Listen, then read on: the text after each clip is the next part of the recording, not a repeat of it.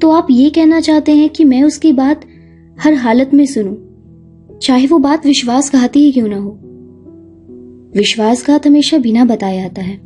अगर तुम अपने दिल को अच्छी तरह से जानते हो तो वो कभी ऐसा नहीं कर पाएगा, क्योंकि तुम्हें तो उसकी इच्छाएं और सपने सब पहले से ही मालूम होंगे, साथ ही ये भी कि उससे कैसे निपटा जाए। तुम अपने दिल से कभी बच नहीं सकते, इसलिए बेहतर है कि तुम अपने दिल की सुनो। इस तरह तुम्हें कभी भी उसके अनायास आघात यानी विश्वासघात की आशंका नहीं होगी।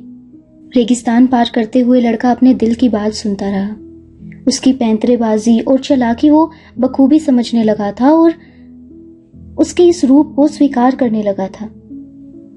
उसका डर जाता रहा, क्योंकि एक दो पैर उसके दिल ने कहा कि वो खुश है और उसे नखलिस्तान वापस जाने की कोई जरूरत नहीं है। ये बात सच है कि मैं कभी कभी शिकायत करता हूँ, दिल ने कहा, मगर क्या करूं, मैं एक इंसान का दिल हूं और इंसानों के दिल इसी प्रकार के होते हैं। लोग अपने सबसे अहम सपनों को साकार करने से पहले ही बीच में छोड़ देते हैं, क्योंकि उन्हें शक होता है कि वे उसके योग्य नहीं हैं, या ये कि वे कभी भी उसे हासिल नहीं कर पाएंगे। उनके दिल अजीजों से खो जाने के विचार भर से ही डर जाते हैं, या फिर उन क्षणों से जो अच्छे हो सकते थे पर असलियत में थे नहीं, या फिर वे खजाने जो मिल सकते थे मगर दफन थे, हमेशा के लिए रेत में कहीं बहुत गहरे। क्योंकि जब कुछ भी अचानक घटित हो जाता है तो हमें असहनीय पीड़ा होती है।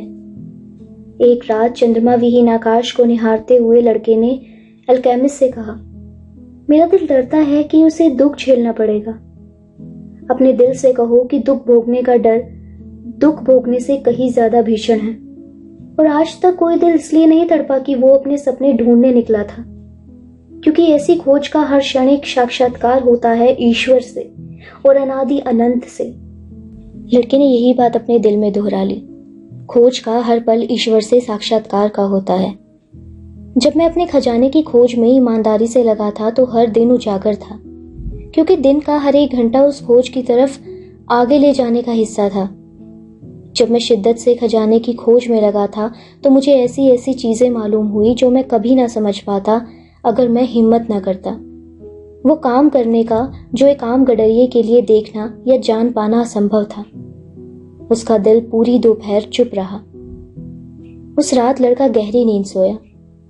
सुबह होने पर दिल ने विश्वात्मा से आई हुई बातें कहना शुरू किया।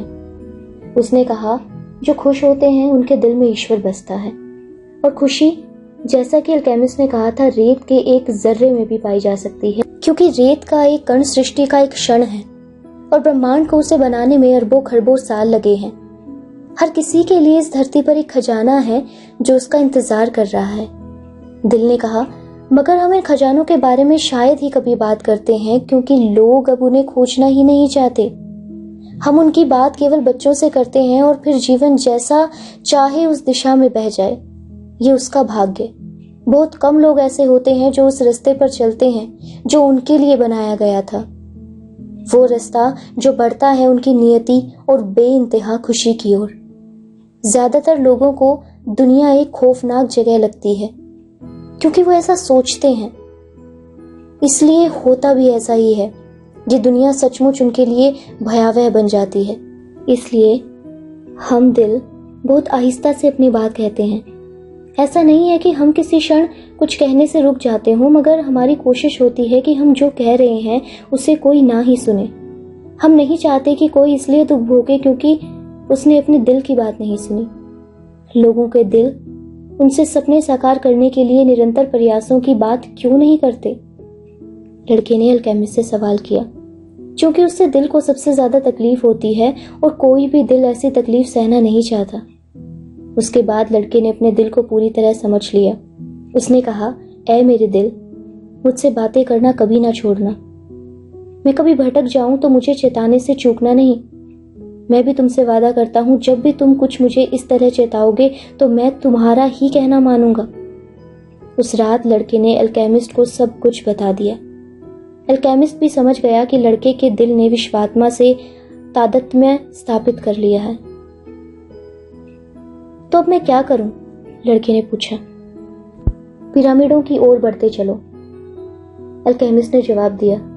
जो शगुन दिखाई दे उनका पालन करो। तुम्हारे दिल में अभी भी सामर्थ्य है कि वो तुम्हें बता सके कि खजाना कहाँ छिपा है। क्या यही वो एक ऐसी चीज है जिसे मुझे अभी भी जानना बाकी था? नहीं, अल्केमिस्ट ने कहा, जो तुम्हें अब भी जानना चाहिए वह है, कोई भी सपना साकार होने से पहले विश्वात्मा तुम्हारी हर तरह से परीक्षा लेती है, ये जानने के लिए कि जो कुछ भी तुमने अपने सफर में सीखा है उसे भुला तो नहीं दिया। इसमें कुछ भी बुरा नहीं है। दूसरे शब्दों में कहूं तो ये इसलिए कि अपने सपनों को साकार करने के साथ साथ जो कुछ भी हमने जीवन से सीखा है उस पर चलने की निपुणता हमें प्राप्त कर लेनी चाहिए। अक्सर यहीं पहुंचकर लोग हाथ खड़े कर देते हैं, हिम्मत छोड़ बैठते हैं। रेगिस्तान की भाषा में इसे इस तरह से कहा जा सकता है, उस वक्त प्यास से मर जाना जब क्षितिज पर खजूर के पेड़ दिखाई देने लगे। हर एक तलाश आरंभिक भाग्य से शुरू होती है, मगर खत्म तभी होती है जब विजेता कठिन से कठिन परीक्षाएं सफलता से पास कर लेता है। इस बात पर लड़के को अपने देश की एक बहुत पुरानी कहावत याद आ गई। रात का सबसे अंधेरा पहर भोर से ठीक पहले ही आता है। अगले दिन खतरे से पहले आसार साफ साफ दिखाई दिए। लड़ाकू कबीले के 3 हथियारबंद सैनिकों ने उन्हें घेर लिया। उन्होंने लड़के और अल्केमिस्ट से कड़कदार आवाज में पूछा कि तुम लोग यहाँ क्यों आए हो और इस वक्त यहाँ क्या कर रहे हो? मैं अपने इस बाज की मदद से शिकार कर रहा हूं, अल्केमिस्ट ने जवाब दिया। हम तुम्हारी तलाशी लेंगे। तुमने कोई हथियार तो नहीं छिपा रखा? एक सैनिक ने कहा। अल्केमिस्ट धीरे धीरे घोड़े से उतर गया। लड़के ने भी वैसा ही किया। लड़के का झोला तलाशने के बाद सैनिक ने उससे सवाल किया, तुम ढेर सारा पैसा लेकर कहाँ जा रहे हो? मुझे पिरामिडों तक जाना है, लड़के ने जवाब दिया। दूसरा सैनिक अल्केमिस्ट के सामान की तलाशी ले रहा था। उसने देखा कि उसके पास एक क्रिस्टल की बोतल है जिसमें कोई द्रव्य भरा है और एक शीशे का पीला अंडा है जो मुर्गी के अंडे से थोड़ा बड़ा है। ये सब क्या है? सैनिक ने पूछा। ये एक पारस पत्थर है और ये द्रव्य जीवन का अमृत है। जो कोई भी इसे पी लेता है वो कभी बीमार नहीं पड़ता और ये पत्थर अपने स्पर्श से किसी भी धातु को सोने में बदल देता है। ये दोनों चीजें ही मेरे जैसे अल्केमिस्ट के लिए नायाब और जरूरी हैं। अरब सैनिक उसकी बातें सुनकर हंस पड़े। उनके साथ ही अल्केमिस्ट भी हंसने लगा। सैनिकों को उसका उत्तर मजाकिया लगा। मजाक उड़ाते हुए उन्होंने अल्केमिस्ट और लड़के को अपने सामान के साथ आगे जाने दिया। जब वे दोनों थोड़ी दूरी पर निकल आए तो लड़के ने अल्केमिस्ट से पूछा, आप पागल तो नहीं हो गए थे? क्या कहा आपने उनसे? अल्केमिस्ट ने जवाब दिया, मैं तुम्हें जीवन का सबसे सरल पाठ पढ़ाना चाहता था। तुमने देखा, जब तुम्हारे पास दुनिया के बहुमूल्य और नायाब खजाने होते हैं और तुम उनके बारे में सही सही बता देते हो तो तुम्हारी बात का यकीन कोई बिरला ही करता है। वे रेगिस्तान को पार करते रहे। जैसे जैसे दिन गुजर रहे थे लड़के का दिल चुप से एकदम चुप होता जा रहा था। उसे भूत और भविष्य की कोई चिंता नहीं थी।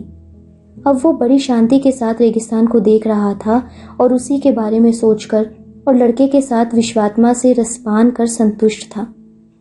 अब लड़के और उसके दिल में दोस्ती हो गई थी। अब उनमें से कोई भी किसी दूसरे को धोखा देने की बात सोच भी नहीं सकता था। अब जब भी उसका दिल उससे बात करता तो वो लड़के को प्रोत्साहित करने के लिए होता था, उसे शक्ति और साहस देने के लिए होता था, क्योंकि रेगिस्तान के लंबे सफर में अगर वो भी खामोश हो जाए तो सब कुछ बड़ा नीरस और उबाऊ हो जाएगा।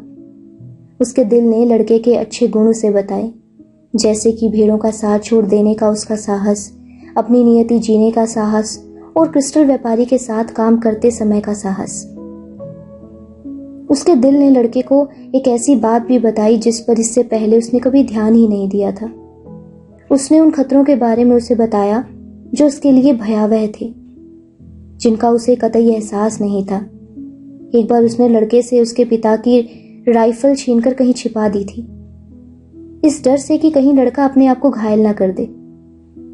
उसने याद दिलाया वो दिन जब मैदान में उल्टियां करते करते वो थककर सो गया था। तभी 2 चोर थोड़ी दूर पर उसकी भेड़ें चुराने और उसकी हत्या करने की योजना बना रहे थे, मगर चूंकि उस दिन वो उस रास्ते पर नहीं गुजर पाया था, चोरों ने सोचा कि लड़के ने रास्ता बदल दिया है और वे आगे बढ़ गए। क्या हमारा दिल हमेशा हमारी मदद करता है? लड़के ने अल्केमिस्ट से पूछा। हाँ, ज्यादातर उन लोगों के दिल जो अपनी नियति खोज रहे होते हैं। इसके अलावा वे बच्चों, शराबियों और बूढ़े लोगों की भी मदद करते हैं। तो क्या इसके ये मायने हैं कि अब मुझे खतरों से कोई डर नहीं है? अल्केमिस्ट ने कहा, इसके मायने केवल इतने हैं कि दिल बस वही करता है जो उसके बस में है। एक दोपहर वे एक और कबीले के शिविर के पास से गुजरे। शिविर के हर कोने में सफेद पोशाक पहने हथियारों से लैस एक अरब खड़ा हुआ था। पुरुष हुक्का पी रहे थे और लड़ाइयों के किस्से कहानी सुना रहे थे। किसी का ध्यान भी उन लोगों की तरफ नहीं गया। यहां कोई खतरा नहीं है, शिविर को पीछे छोड़ते हुए लड़के ने कहा। अल्केमिस्ट ने थोड़े गुस्से से कहा, अपने दिल पर यकीन जरूर करो, मगर यह भी मत भूलो कि तुम रेगिस्तान में हो। जब लोग आपस में लड़ते हैं तो युद्ध की चित्कार विश्वात्मा को सुनाई देती है। यहाँ जो कुछ भी घटित होता है उसके नतीजे हर किसी को भुगतने पड़ते हैं। सब कुछ एक ही है, लड़के ने सोचा। तभी मानो रेगिस्तान अल्केमिस्ट की बात को सच साबित करना चाहता था। दो घुड़सवार उनके पीछे से आए और सामने आकर उनका रास्ता रोककर खड़े हो गए। तुम लोग इससे आगे नहीं जा सकते, एक घुड़सवार ने कहा। ये वो इलाका है जहां कबीलों की लड़ाइयां चल रही हैं। मैं कोई बहुत दूर नहीं जा रहा हूं, अल्केमिस्ट ने घुड़सवारों की आंखों में आंखें डालकर कहा। एक क्षण दोनों घुड़सवार चुप हो गए और फिर उन्होंने दोनों को आगे जाने की इजाजत दे दी। लड़के ने यह प्रसंग बड़े मुग्ध भाव से देखा। फिर अल्केमिस्ट से बोला, जिस तरह से आपने उन घुड़सवारों की आंखों में आंखें डालकर बात की, उससे तो वे बेबस हो गए। तुम्हारी आंखें बता देती हैं कि तुम्हारी आत्मा कितनी शक्तिशाली है, अल्केमिस्ट ने जवाब में कहा।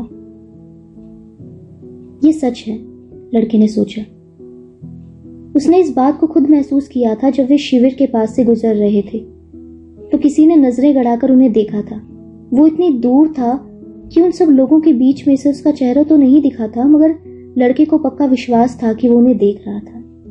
अंततः जब उन्होंने पर्वत श्रेणियां पार कर ली जो पूरे क्षितिज पर फैली थी, तो अल्केमिस्ट ने कहा, पिरामिडों तक पहुंचने में अब केवल 2 दिन और लगेंगे। अगर हम जल्दी ही अलग होकर अपने अपने रास्तों पर जाने वाले हैं तो मुझे किमियागिरी सिखाते जाइए, लड़के ने कहा। तुम्हें किमियागिरी आती तो है? वो और कुछ नहीं, बस विश्वात्मा से तादात्म्य स्थापित करने की कला है। और वो खजाना जो तुम्हारे लिए सुरक्षित रखा गया है, उसे पाने की विधि मात्र ही तो है।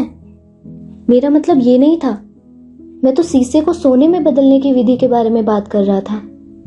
अल्केमिस्ट ने चुप्पी साध ली, रेगिस्तान की तरह, और फिर तभी बोला जब वे खाना खाने के लिए रुके, हम जो कुछ भी देखते हैं वो ब्रह्मांड में उसका विकसित रूप है, अल्केमिस्ट ने कहा।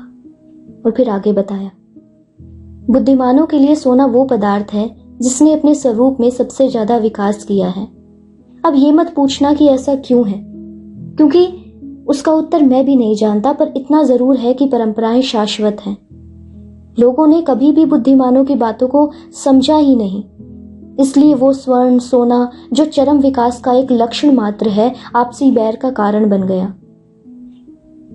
वस्तुएं बहुत सारी भाषाओं में बोलती हैं, लड़के ने कहा। एक समय था जब ऊंट का हिनहिनाना मेरे लिए बस हिनहिनाना मात्र था, फिर वो खतरे का लक्षण बन गया, और उसके बाद अंततः वो फिर बदलकर हिनहिनाना मात्र रह गया। ऐसा कहते कहते वो रुक गया। अल्केमिस्ट को तो ये सब मालूम होगा। मैंने उसकी किमियागिरी को देखा है, अल्केमिस्ट ने लड़के से कहा। उन्होंने अपने आप को प्रयोगशालाओं में बंद कर लिया और उसी तरह अपना भी विकास करना चाहा जैसे कि सोने ने किया है। उन्होंने पारस पत्थर की खोज कर डाली। उन्हें इस बात की समझ थी कि जब भी किसी वस्तु का विकास होता है तो उसके आसपास की सारी दूसरी वस्तुओं का भी विकास होता है। किन्हीं दूसरों को वो पारस पत्थर संयोग से हाथ लग गया, उसकी आत्माएं औरों की बनिस्बत संयोग से हाथ लगी ऐसी वस्तुओं के लिए पहले ही तैयार थी, मगर उनका कोई महत्व नहीं है। ऐसा कभी कभार ही होता है। इसके अलावा कुछ ऐसे भी लोग थे जिनकी रुचि सिर्फ सोना हासिल करने में ही थी। उनके हाथ कुछ नहीं लगा। वे भूल गए कि शीशे, तांबे और लोहे जैसे पदार्थों को भी अपनी नियति पानी होती है, और जो कोई भी किसी दूसरे की नियति में दखलंदाजी करता है तो वो अपनी नियति भी खो बैठता है। अल्केमिस्ट के शब्द एक अभिशाप की तरह सारे वातावरण में गूंज गए। रेतीली जमीन से एक सीप उठाते हुए उसने कहा, ये रेगिस्तान भी कभी समुद्र था। मुझे भी ऐसा ही लगा था, लड़के ने कहा। अल्केमिस्ट ने लड़के से उस सीप को अपने कानों पर रखने के लिए कहा। लड़के ने अपने बचपन में कई बार ऐसा किया था और समुद्र की आवाज को भी सुना था। समुद्र आज भी इस सीप में जीवित है क्योंकि यही इसकी नियति है, और ऐसा तब तक होता रहेगा जब तक ये रेगिस्तान फिर से समुद्र में नहीं बदल जाता। वे दोनों घोड़े पर सवार हो गए और पिरामिडों की दिशा में आगे बढ़ने लगे। सूर्यास्त होने को था कि लड़के के दिल ने खतरे की घंटी बजाई। वे चारों तरफ से विशालकाय रेत के टीलों से घिरे हुए थे। लड़के ने अल्केमिस्ट की तरफ देखा कि क्या उसे भी कुछ ऐसा ही महसूस हो रहा है, मगर वो भी खतरे से बेखबर दिखाई दे रहा था। 5 मिनट बाद 2 घुड़सवारों को उसने उन्हीं का इंतजार करते हुए पाया। इससे पहले कि वो किमियागर से कुछ कहता, वे घोड़े और घुड़सवार 2 से बढ़कर 10 हो गए और उसके बाद 100। फिर तो रेत के टीलों में सब तरफ वे ही वे थे। उन आदिवासियों ने नीले कपड़े पहन रखे थे और उनकी पगड़ियों पर काली धारी बनी हुई थी। उनके चेहरे नीले नकाबों से ढके हुए थे, केवल उनकी आंखें दिखाई दे रही थी। इतनी दूर से भी उनकी आंखें आत्मा की शक्ति का एहसास करा रही थी। उनकी आंखें मौत का संदेश दे रही थी। उन दोनों को नजदीक ही फौजी छावनी में ले जाया गया। एक सिपाही ने लड़के और अल्केमिस्ट को उस तंबू में धकेल दिया जहां उनका मुखिया अपने कर्मचारियों से बात कर रहा था। ये दोनों गुप्तचर हैं, उस सिपाही ने कहा। हम तो केवल यात्री हैं, अल्केमिस्ट ने उनकी बात काटते हुए कहा। क्या तुम 3 दिन पहले हमारे दुश्मन के शिविर में नहीं गए थे? और क्या तुम उन्हीं के एक योद्धा से बातें नहीं कर रहे थे? मैं तो महज एक व्यक्ति हूं जो रेगिस्तान में घूमता रहता है और सितारों को जानता है, अल्केमिस्ट ने जवाब दिया। मुझे फौजों के बारे में कोई जानकारी नहीं है और न ही मैं इनकी गतिविधियों के बारे में कुछ जानता हूं। मैं तो अपने इस दोस्त के गाइड का काम कर रहा था, बस। तुम्हारा दोस्त? क्या है ये? मुखिया ने सवाल किया। एक अल्केमिस्ट, अल्केमिस्ट ने जवाब दिया। इसे प्रकृति की ताकतों की जानकारी है। देखना चाहे तो ये अपनी असाधारण शक्तियों का प्रदर्शन भी कर सकता है। लड़का बड़े शांत भाव से सब सुन रहा था। उसके मन में थोड़ा डर भी था। विदेशी यहां क्या कर रहा है? एक और आदिवासी ने पूछा। ये तुम्हारे कबीलों को देने के लिए बहुत सी दौलत लाया है, अल्केमिस्ट ने कहा। और इससे पहले कि लड़का कुछ कह पाता, उसने लड़के का झोला झटकते हुए सोने के सारे सिक्के मुखिया के हवाले कर दिए। अरब ने बिना कुछ बोले उन्हें ले लिया। बहुत सारे हथियार खरीदने के लिए वे काफी थे। अल्केमिस्ट क्या होता है? उस आदमी ने अरब से पूछ ही लिया।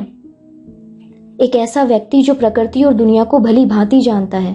अगर वो चाहे तो महज हवा की ताकत से इस छावनी को तहस नहस कर सकता था। वे सारे लोग हंस पड़े। वे युद्ध के विध्वंस से वाकिफ थे और जानते थे कि हवा के तेज झोंके भी उन्हें आघात नहीं पहुंचा सकते। फिर भी उनमें से हर एक को लगा कि उनका दिल तेजी से धड़कने लगा है। वे रेगिस्तान में रहने वाले लोग थे और ओझाओं से डरते थे। मैं उसे ऐसा करते हुए देखना चाहता हूं, मुखिया ने कहा। इसके लिए उसे 3 दिन चाहिए, अल्केमिस्ट ने जवाब दिया। वो अपने आप को हवा में बदल देगा ताकि वो अपनी ताकत आपको दिखा सके। अगर वो ऐसा नहीं कर सका तो वो आपके कबीले की शान और सम्मान के लिए हमारी जान हाजिर है। जान? वो तुम्हारी कहाँ है? वो तो हमारे कब्जे में है ही, मुखिया ने बड़ी हेकड़ी से कहा। मगर उसने उन दोनों को 3 दिन की मोहलत दे दी। लड़का डर से कांप रहा था। अल्केमिस्ट ने तंबू से बाहर आने में उसकी मदद की। उन्हें इस बात का अंदाजा नहीं होना चाहिए कि तुम्हें डर लग रहा है, अल्केमिस्ट ने उसे सावधान किया। वे बहादुर लोग हैं और कायरों से नफरत करते हैं। लेकिन लड़के की तो जैसे आवाज ही गुम हो गई थी। जब वे शिविर के केंद्र से आगे निकल आए तब उसकी बोली निकली। उन्हें जेल में रखने की कोई जरूरत नहीं थी। अरबों ने उनके घोड़े अपने कब्जे में कर लिए थे। इस तरह दुनिया ने एक बार फिर दिखा दिया कि वो कितनी भाषाओं का इस्तेमाल करती है। अभी कुछ पहले ही रेगिस्तान कितना विशाल था, कितना स्वतंत्र, लेकिन अब एक ऐसी दीवार जिसे भेदा ही नहीं जा सकता। मेरे पास जो कुछ भी था आपने सब उन्हें दे दिया, लड़के ने कहा। वो सब कुछ जो मैंने अपने पूरे जीवन में बचाया था। जरा सोचो, अगर तुम ही जिंदा नहीं रहते तो वो सब किस काम का होता? अल्केमिस्ट ने जवाब दिया। तुम्हारे धन ने हमें जीने के लिए 3 दिन और दिए हैं। ऐसा बहुत कम होता है कि रुपया पैसा आदमी के जीवन को बचाने के काम आ सके। मगर लड़का इस कदर भयभीत था कि वो विवेक की कोई बात सुनने की स्थिति में ही नहीं था। उसे पता ही नहीं था कि वो अपने आप को हवा में कैसे बदल सकेगा। वो अल्केमिस्ट तो था ही नहीं।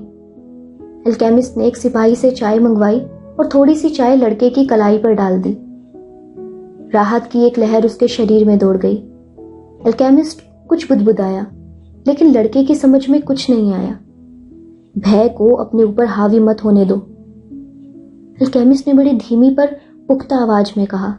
अगर तुम भय के अधीन हो गए तो फिर अपने दिल से बातचीत नहीं कर पाओगे। लेकिन मुझे रत्ती भर भी मालूम नहीं है कि मैं हवा में कैसे बदल जाऊंगा।